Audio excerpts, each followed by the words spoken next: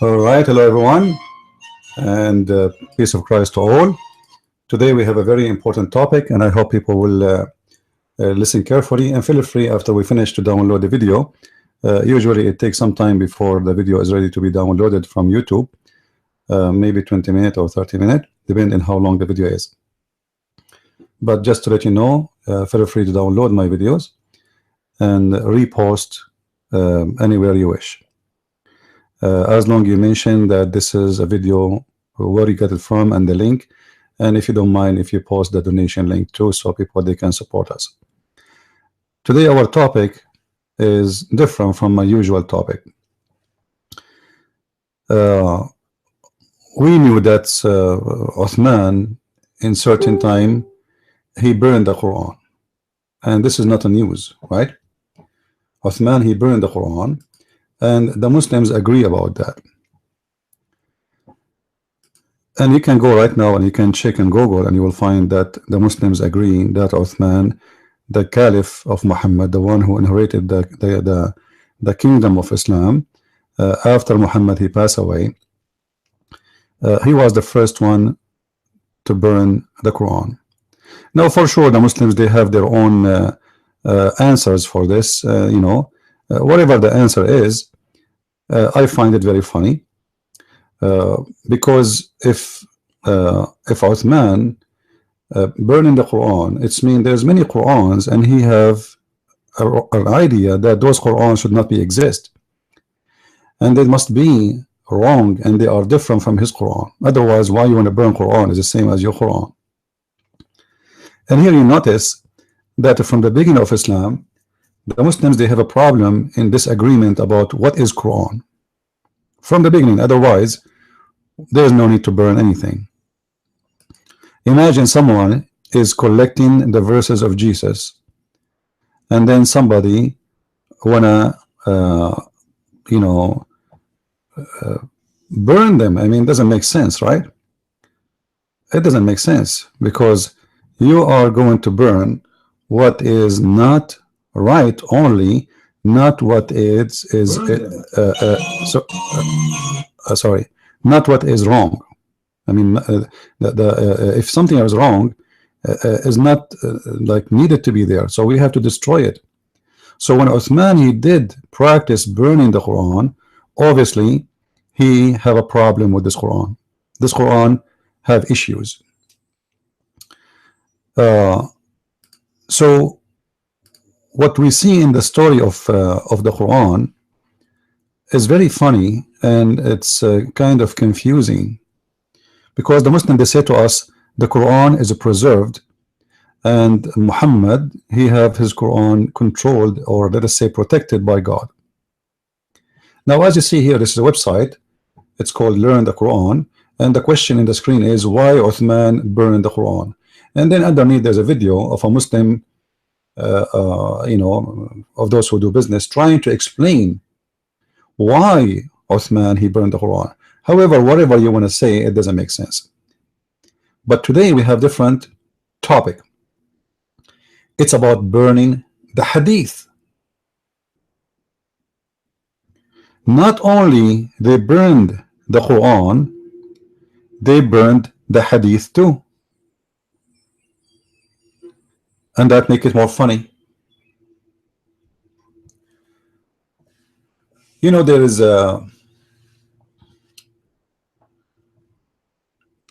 tons of hadith. I wish you guys you speak Arabic, because those hadith is really fantastic, and you know, the more you read them, the more you laugh, and the more you wonder what is the problem with this religion. So I have a collection of hadith in front of me, and I will mention the reference one by one. However, here Aisha, she said, I will translate for you if you don't mind. If you speak Arabic, you do not need my translation, you can read on the screen. حدثني someone like narrated by from Aisha that she said جمع أبي الحديث عن رسول الله صلى الله عليه وسلم وكانت 500 حديث فبات ليلته يتقلب كثيرا قالت فغمني فقلت etc. So the hadith, she's saying that Aisha, she said that my father, who is Abu Bakr, he collected 500 hadith, and those are all the hadith about Muhammad. He have 500 collected by Abu Bakr. This means that Abu Bakr is writing the hadith. All right. And then she said when he went to sleep, he could not sleep, like he is like something is bothering him, you know, he could not. So when he woke up in the morning, he said to her فلما أصبح قال أي بنية هلمني الأحاديث التي عندك فجئت بها فدعا بنار فحرقها. He said to me in the morning when he woke up, he said, my daughter, bring me the hadith you have, bring it to me. So she brought the hadith to him, which obviously in the papers or something like that.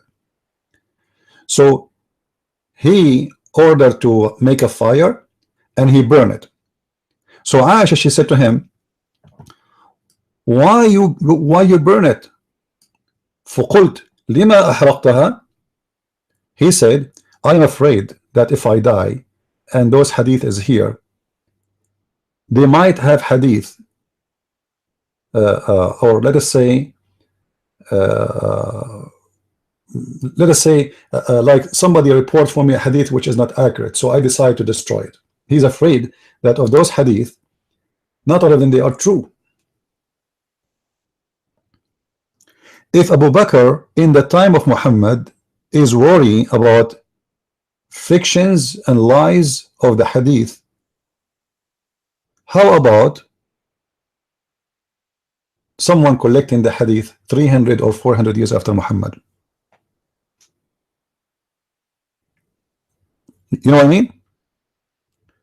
If this is happening in the time of Muhammad, like just Muhammad, he died, those are his companions, you know, they are after him. If this is happening right after Muhammad he passed away,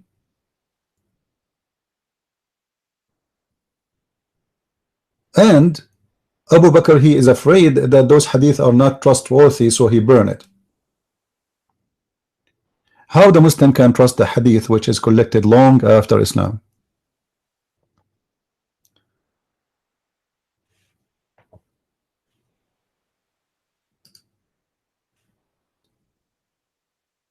In different hadith, it says that Umar ibn Khattab, first we spoke about Abu Bakr, now we are talking about Umar ibn Khattab. This is the book Musannaf Abdul Razzaq, volume number 11, hadith number 20484, page number 258.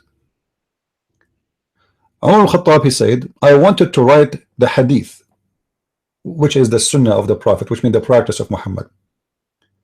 So I consult with the companion of the Prophet, and they said to me, write it. And he was thinking about it for a month, as it says here, for a month, the whole month he's thinking about it.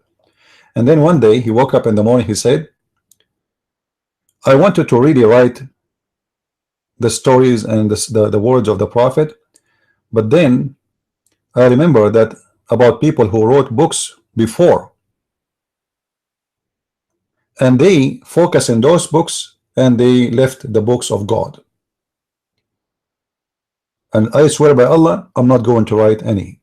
So Abu Bakr here, Abu Bakr, he burned the hadith. Umar, he refused to write the hadith.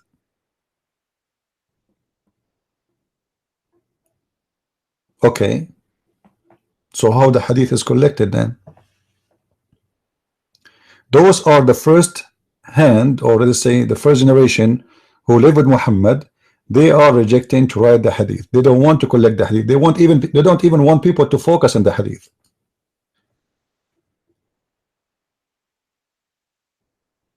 This is Abu Huraira, a very well-known reporter of the Hadith. Abu Huraira, and the Hadith is Sahih Muslim, Hadith number 2098. Abu Huraira, he is called Abu Huraira. Huraira is like a spoiled name of a cat. So he is the father of cats because always he have cats around him. Remember, Muslim, they believe cats are clean, dogs are dirty. So Abu Huraira came to us and he struck his forehead. So look like Abu Huraira is upset and he's mad. Why Abu Huraira is upset? What the problem? Obviously there's a problem, but let us see what is exactly this problem is.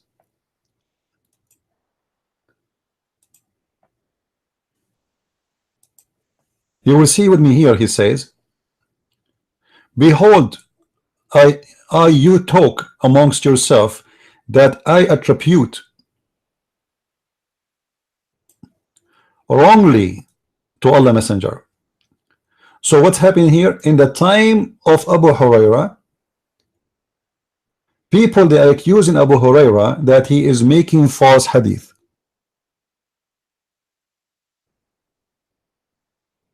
He's making false hadith.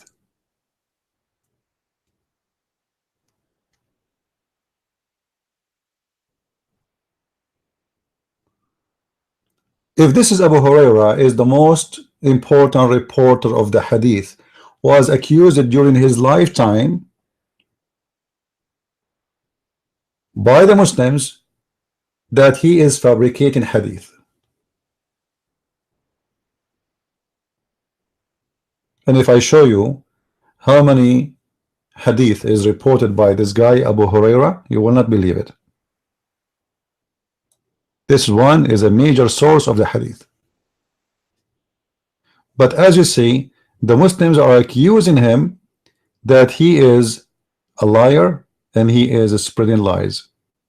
You remember we made a hadith before, we made a video before showing you that Hafs, the one who reported the Quran, he was accused by Muslims to be a liar. You remember? You can go back to the last week videos and you can see the video I made about that. Now guys, is my voice clear from your side? Please let me know if you have a problem with the sound. All right,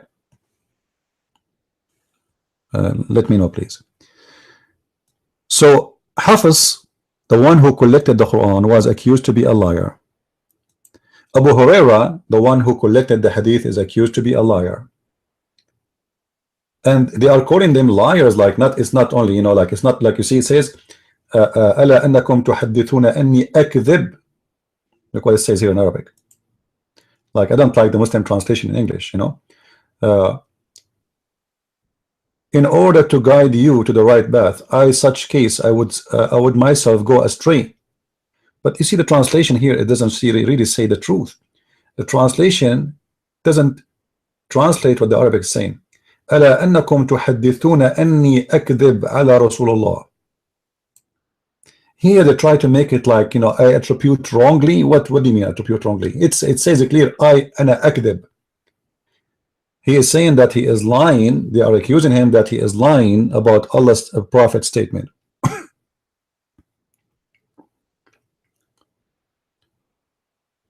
Then we need to ask ourselves, Uthman burned the Quran because the Quran is not matching. Abu Bakr burned the hadith because the hadith, he's afraid there's a lot of lies in it. Umar al-Khattab, he refused to write the hadith because he's afraid that people, they might focus in the hadith, forget the Quran. Abu Huraira, one of the major reporters of the hadith, accused by Muslims in his time, in his lifetime. And remember, this is a companion of the Prophet. This is the guy who Muhammad asked him, if you remember the hadith, do you know where the sun goes?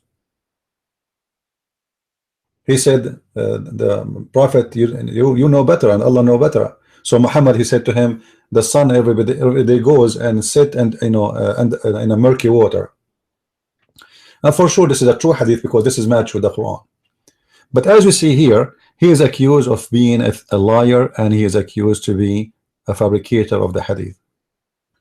So how we can learn about the hadith of Islam if those are the major reporters of it? They are liars. In different hadith, you will see, and this is Sahih al-Bukhari, and this is the reference in the front of your eyes. I hope the screen is clear for you.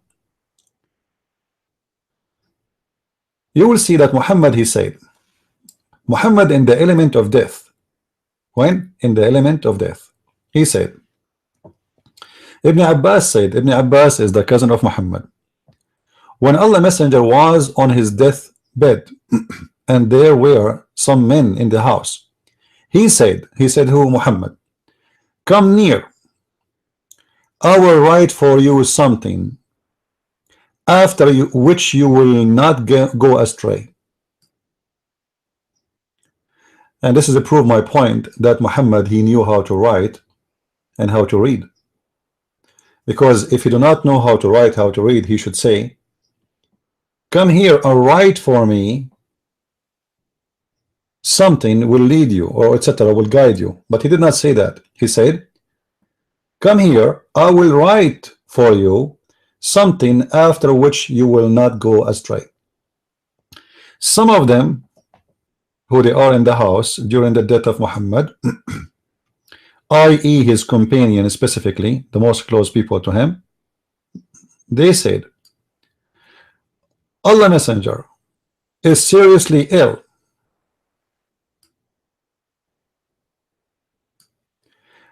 And you have the Holy Quran. The fact, the one who said that, it was Umar ibn Khattab.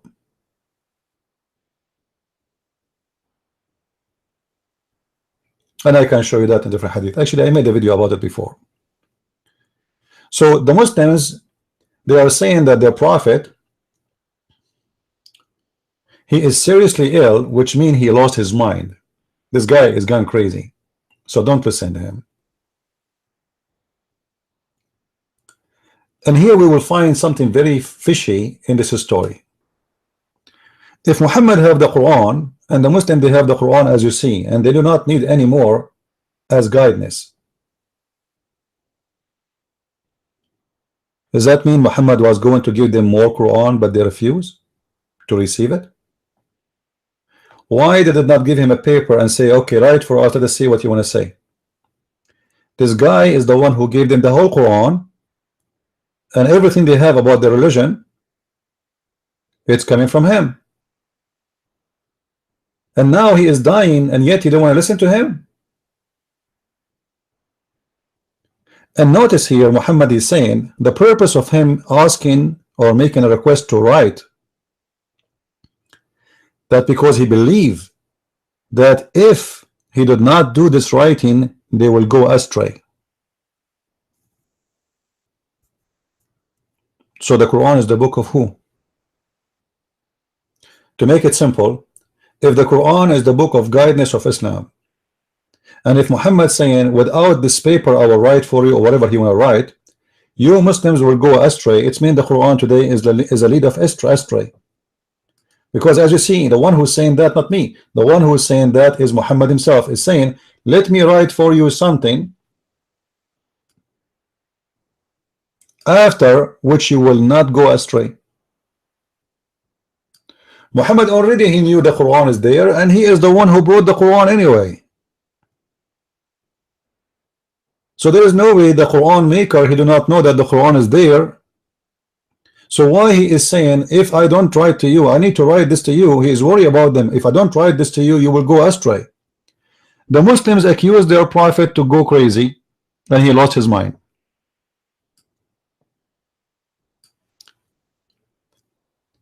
And here you will see different stage of the Muslims.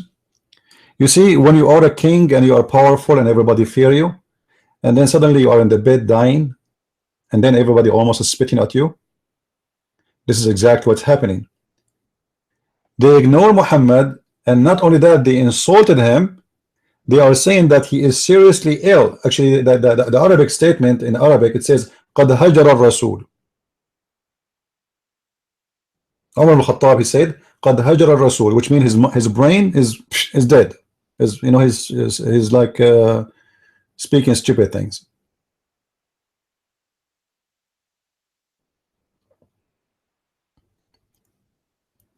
But the question here for me is, what was Muhammad problem with the Quran? Why Muhammad he don't believe the Quran is an enough book so they will not go astray? And if Muhammad is a true prophet of God, and God he protect him until the last second in his life, and he will not let him say stupid words, and I think most of Muslims, they will believe in this. They will say, no way, the prophet, he is not losing his mind. No way. If this is a true, then there is something missing in Islam. Islam is not complete. Muhammad, he died before he finished his message. And you will notice that this message is very serious. It's not just like, I want to tell you something I forgot. No, he is saying it clearly that this message is the only way to protect you from going astray, as you see here.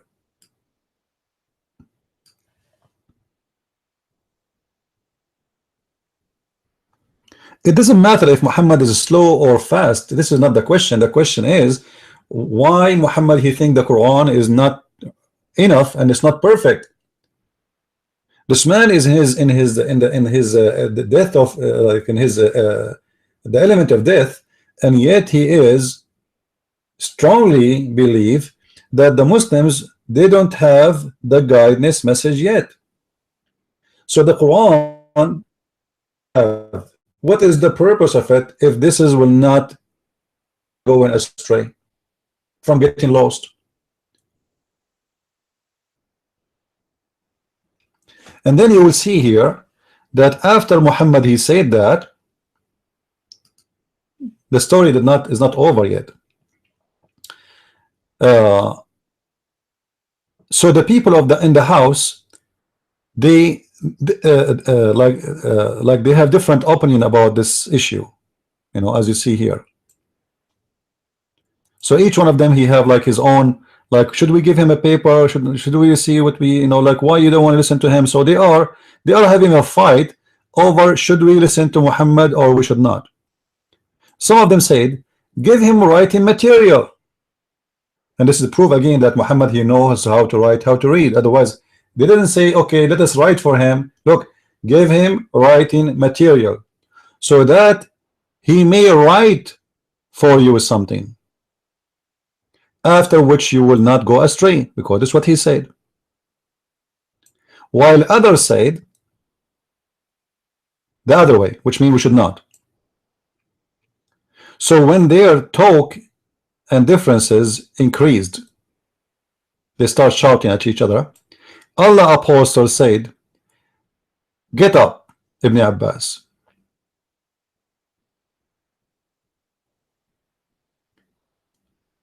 Used to say, no doubt, it is very unfortunate, a great disaster that Allah Messenger was prevented from writing for them that writing because of their differences and noises. Do we have any Muslim have an answer for this?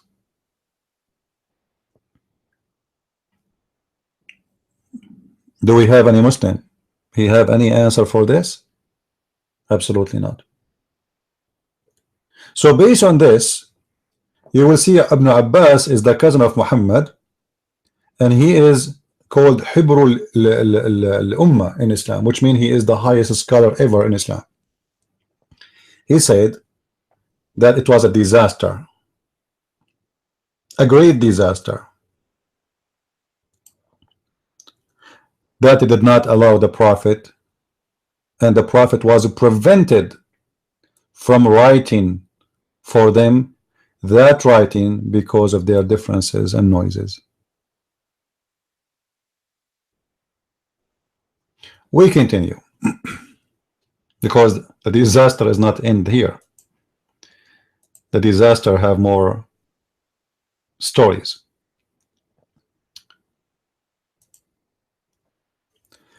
We know the story about uh, the goat who ate the Quran, and you know that this story is correct, is accepted, is sahih. The verse of stoning and breastfeeding for adult. I hope the text is clear for you guys.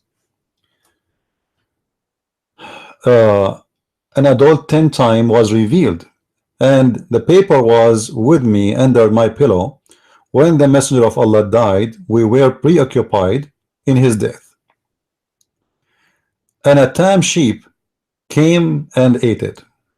All right. So what happened exactly here? Aisha reporting that there is an incident where obviously a goat ate the Quran, and those verses of stoning to death, and this is true until now. Actually, you can ask any Muslim, do you know where we can find those verses? He will say they are not in the Quran. Okay, question, why they are not in the Quran? What happened? And actually, I'm very upset from this goat because I wish we can find this the breastfeeding for an adult 10 time in the Quran. That will be very funny, and Playboy magazine, they will like it. For those who do not know what this mean, according to Muhammad, any Muslim woman she wanna associate with a strange man, she have to give him her nipples, and he have to suck it 10 different times, in 10 different occasions, 10 different days, until he is satisfied. And actually, I support this practice a lot if Muslims want to do it, because that will make Islam looks really stupid and expose Islam more. But the important here that the stoning verses and the breastfeeding for adult, according to the story here, they are eaten by a goat and the goat destroyed. All right, we showed you in the hadith before Muhammad saying, bring me a paper so I will write for you something will not let you go astray. Question, who is the one who was writing those Quran and they were under the pillow of Muhammad? Maybe Muhammad. Same time, if the Quran is preserved,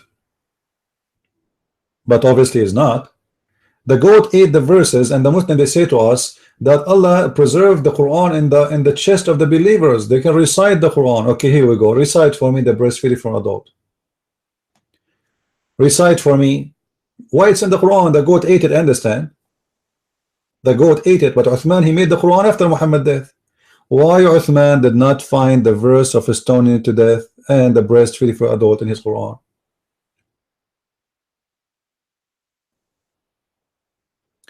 Let us continue. And again, I am very upset from this goat for what she did, because now she destroyed a very important proofs in the Quran.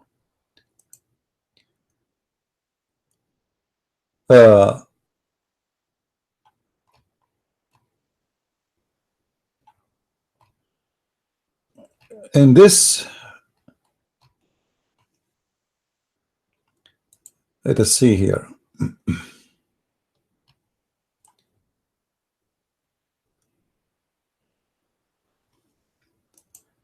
In this story here, at Tafsir al-Kabir, and we can find it in the, this is written by a very important a scholar, and the Muslim they claim that he is a big scholar, but the fact I believe he was an atheist, even though he wrote a book of tafsir. However, this whole story is not only written in his book, it exists in many books. But just to show you what happened here, in the story here it says that when Muhammad he have an scribe, he is writing the Quran for him. In this story here, Muhammad he have a person who is writing the Quran for him. His name is Abdullah ibn Sarh. And when he was reciting Quran for him, and Abdullah ibn Sarh he was writing, Abdullah ibn Sarh he suggests to Muhammad to write the Quran in different way, which means he changed the sentence. And he is the one who said, based on this story, فَتَبَارَكَ اللَّهُ أَحْسَنُ الْخَالِقِينَ, blessed be Allah, the best of the creators. You will see here it says عن ابن عباس قال لما نزلت هذه الآية. So Ibn Abbas, he said, when this verse came down, all right, what happened? فتبارك الله أحسن الخالقين. Thus be Allah the best of the creators. And here we have a question about how many creators there is. I thought there's one. The Prophet said,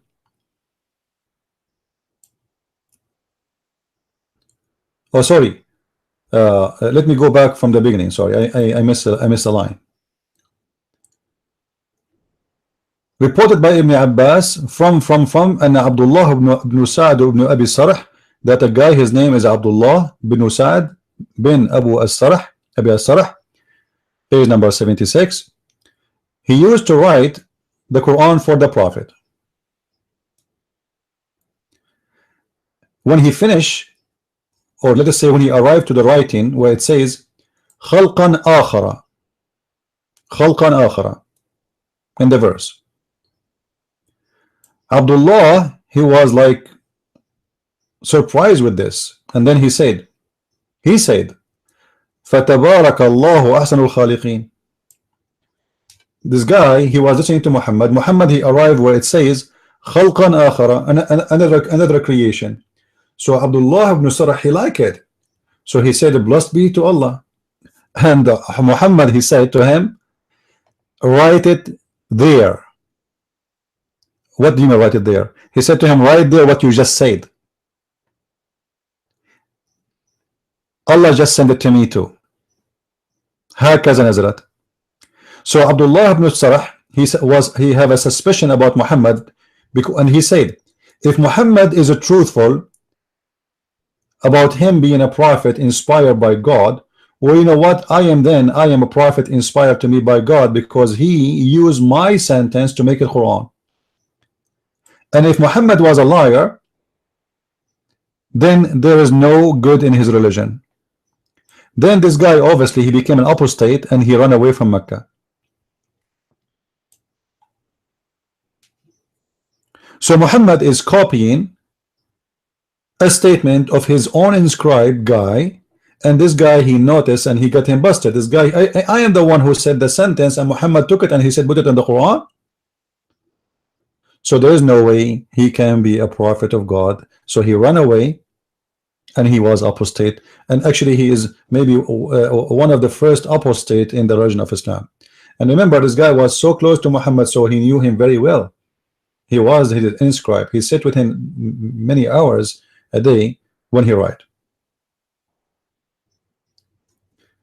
Then we continue. All the reference we are showing you will take us to one ending.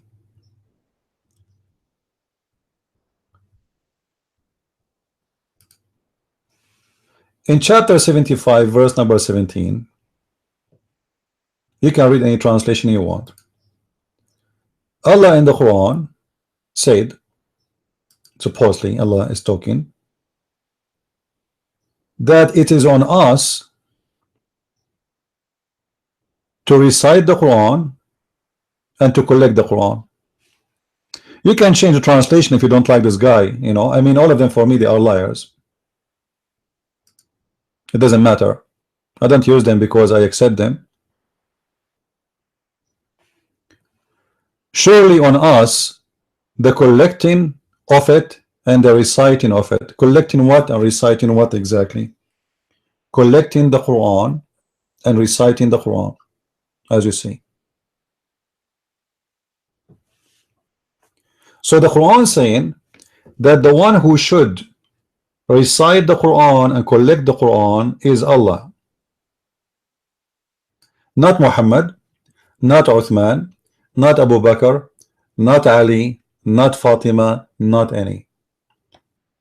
And we showed you that the Quran was burnt, the Hadith was burnt, Abu Hurairah was accused to be a liar, and Muhammad was accused to be a madman lost in his mind when he said he want to write additional things for them so they will not get lost.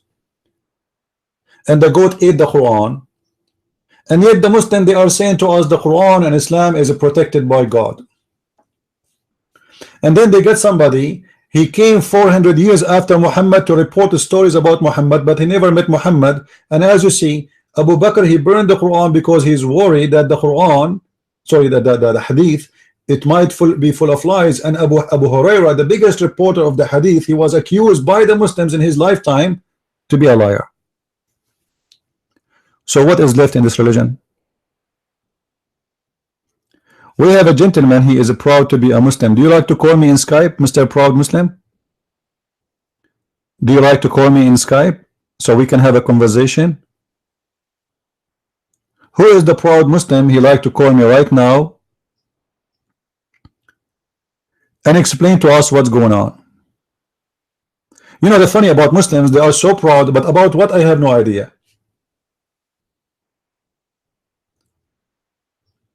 They accuse their prophet to be crazy, his wife accused to be a whore.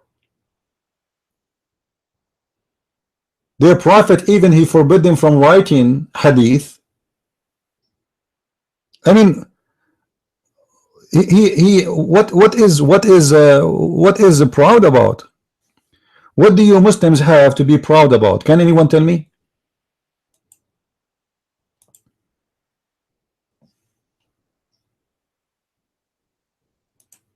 Any Abdul?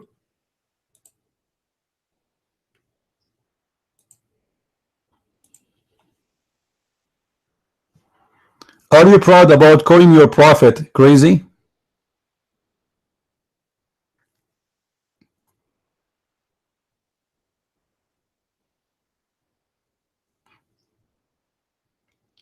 Anyone have a question? Please let me know.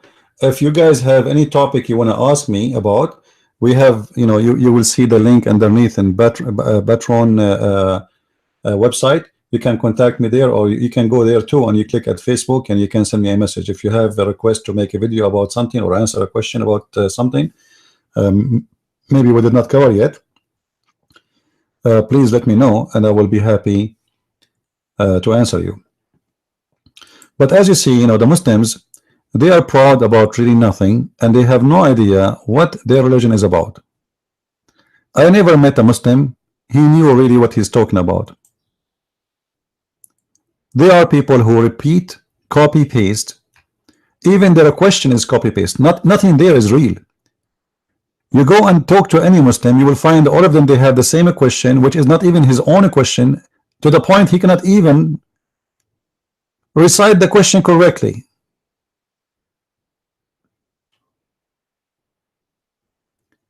And we as a Christians, we have thousands of manuscripts, and our manuscript written, most of it right after the Messiah, few years after him, and they don't accept it, but they accept someone telling them about the Messiah who came 600 years after Muhammad, and then 300 years after Muhammad they collected some hadith about him, and they don't even have original Quran, which means there is a distance of more than 1,000 years before what is written about Jesus in Islam and about Muhammad. 1,000 years about Jesus and 300 to 400 years about Muhammad, and yet the Muslim, they have no problem to accept it with all the things we just showed you.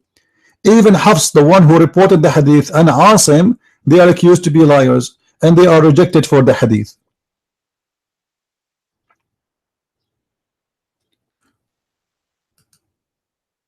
I advise you Muslims, if you like to learn and read more, you can go to Amazon.com and you can type my name and you will find a list of my books, and feel free to read them. Maybe you will wake up and see the truth. Obviously this religion is nothing but a cocktail and collection of he said, she said, but there is no proof of it, and nothing there is authentic, as you see with your own eyes from the Muslim books. They themselves, they don't agree with it. They themselves, they accuse their prophet to be crazy, and I believe Muhammad have a mental issue. As you remember, Muhammad, he imagined himself having sex, but in fact he never did. The hadith says the prophet, he imagined himself he has done things, but in fact he never did. I mean, this is a clear sign that Muhammad having or suffering from mental issues? And this is why I say to the Muslims, how authentic Islamic books is.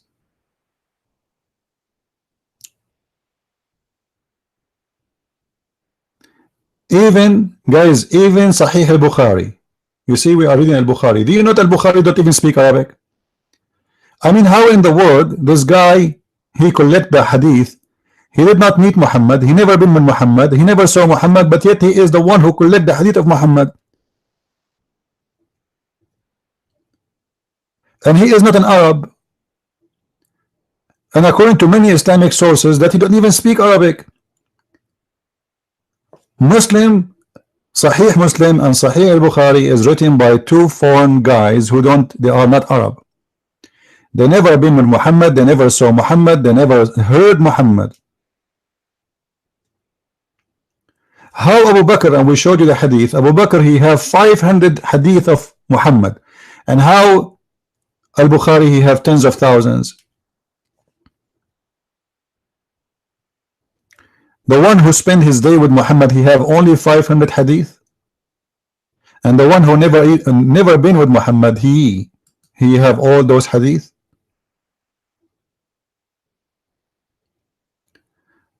I believe this is the most weird, funny religion, and to believe in it, I think you have a serious issue. You know, we can talk about tons of issues in this religion, but if you are a Muslim and you have a request from me, please let me know. I'm not against you as a Muslim, by the way. I feel that you are a victim, and you have, you know, your guilt is just because you are born in a Muslim family. It's not your guilt. I mean, it's not your fault. But wake up, my friend. This is a very stupid cult. You know, when you hear your prophet saying that if a man have orgasm first, the baby will be a boy, and if a woman have orgasm first, the baby will be a girl. I mean, shouldn't you ask yourself how stupid that is? And yet your prophet, he claimed that he's speaking for God, and nothing he say, even when he speak about medicine, it's coming from God. Or your God in the Quran says women, they have a sperm coming from the ribs, and the man have a sperm coming from the backbone. Isn't this a clear prove to you that Muhammad and his religion is a fabrication?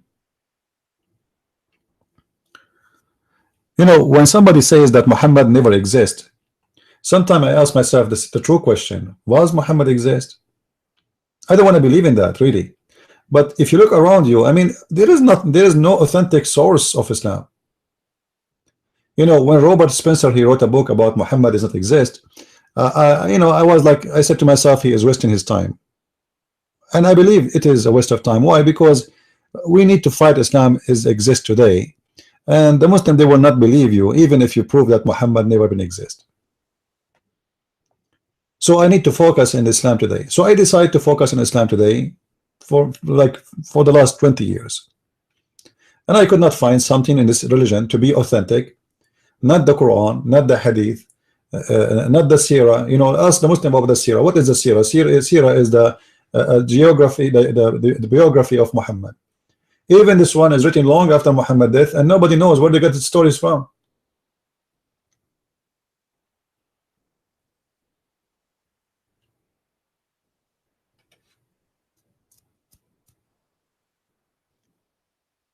So I don't know how a Muslim can believe in this religion.